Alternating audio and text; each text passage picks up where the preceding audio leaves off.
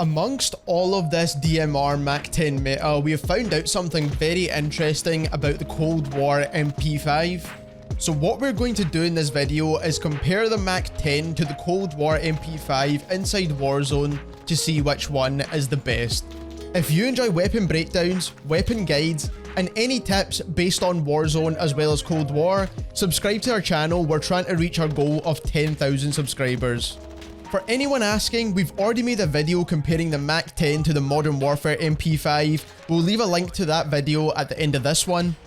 But I'd like to start off this video by saying the Modern Warfare MP5, the Cold War MP5, as well as the MAC-10 are all great SMGs for close quarters and all have different properties that might make you want to use one over the other. It's quite funny to me that no one is actually using the Cold War MP5 when it is such a great weapon.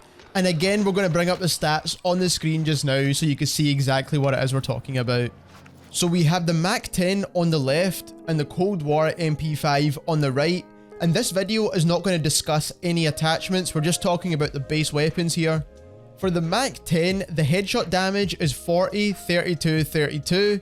Then for body shot damage, and this is upper chest, will be 25, 20, 19. Then for the Cold War MP5, the headshot damage is 47, 36, 31, and then the body shot damage is 33, 25, 22. In terms of shots to kill up close, the Cold War MP5 comes out on top, whether you're landing headshots, or body shots, or even a mixture of both. Now this comes to the interesting part. If you look at the time to kill values for the MAC-10 is 488 milliseconds up close, then it drops off to 650 milliseconds, then it drops off again to 708 milliseconds, but you need to factor in the open bolt delay, so you need to add on 50 milliseconds to each one of these time to kill values, and that is what you're actually going to experience in game. Whereas for the Cold War MP5, it doesn't actually have this open bolt delay, so you've got a time to kill value of 492 milliseconds, then that drops off to 632 milliseconds, and then drops off again to 773 milliseconds.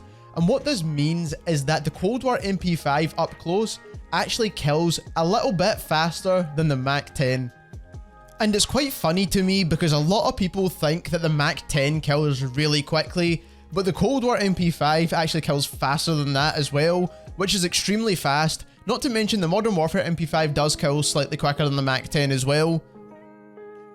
What that means, within 10 meters, the Cold War MP5 is actually the fastest killing SMG in all of Warzone, excluding the AS-Val and also excluding any ammo conversions.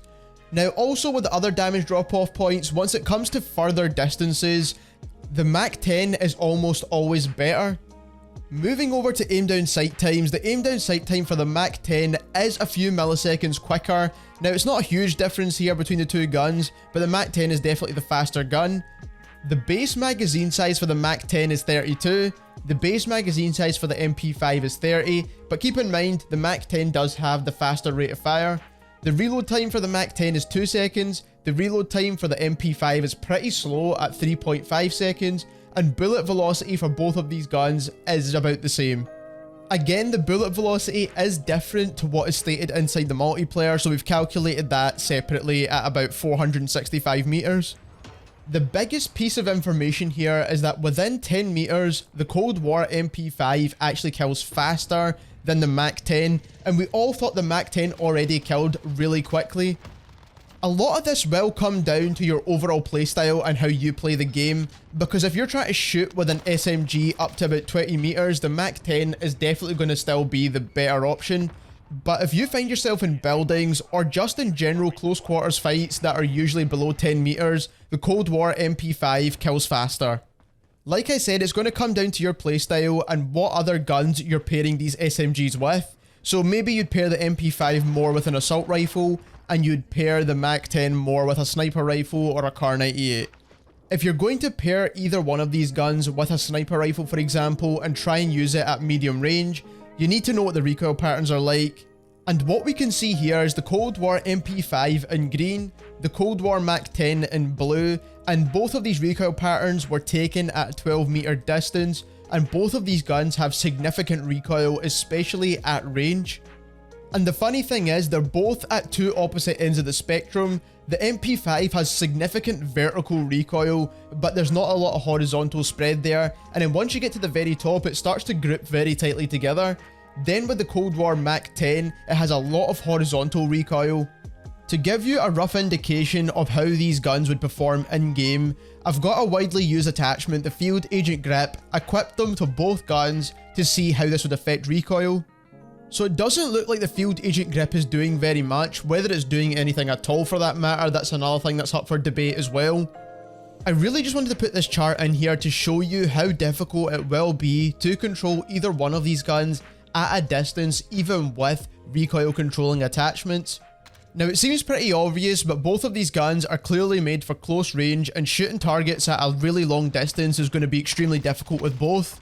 The Cold War MP5 does look like you can control it at a distance, but when you do fire this at a wall, it travels up very quickly, making it really hard to control. So this is one of the trade-offs you do get for having such a low time to kill with that SMG.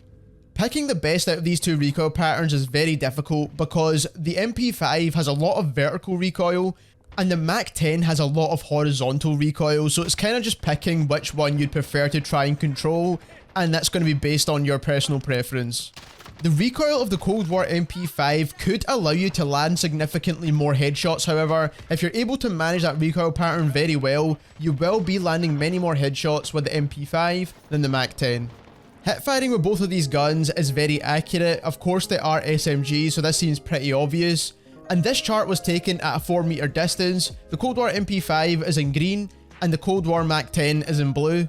So as you can see, the base weapons are very accurate. No attachments were involved in this recoil chart here. So if you were to equip a 5mm laser on both of these guns, they would be much more accurate than what you see on screen just now. Hipfire is not going to separate both of these guns, but one thing that will do is the recoil pattern, and along with that close range time to kill for the MP5. Now personally, at close range, especially within less than 10 meters, you will not notice the recoil with the MP5. You're only going to significantly notice this recoil past about 15 meters, and I wouldn't recommend using this gun past that range anyway. Personally, in my opinion, and with my kind of playstyle, I'm actually going to switch over to using the Cold War MP5. I still think the MAC-10 will be the meta for Warzone just because it has that extra range on it as well. But personally, I find myself fighting in that below 10 meter mark all the time. And that is why I would like to have the MP5, just to make sure I've got that slight edge to win all those gunfights. And then I can use my assault rifle or DMR or any other gun at those longer distances. But let me know what you think about both of these guns down in the comments below. If you're going to switch to the Cold War MP5 for that low time to kill below 10 meters, or if you're going to stick with your MAC-10 because you love using it. If you enjoyed this video and you learned something new, leave us a like. And if you're new to the channel and you want to see more videos like this breaking down a lot of the different guns, subscribe to the channel as we're trying to reach our goal of 10,000 subscribers. And thank you very much for watching.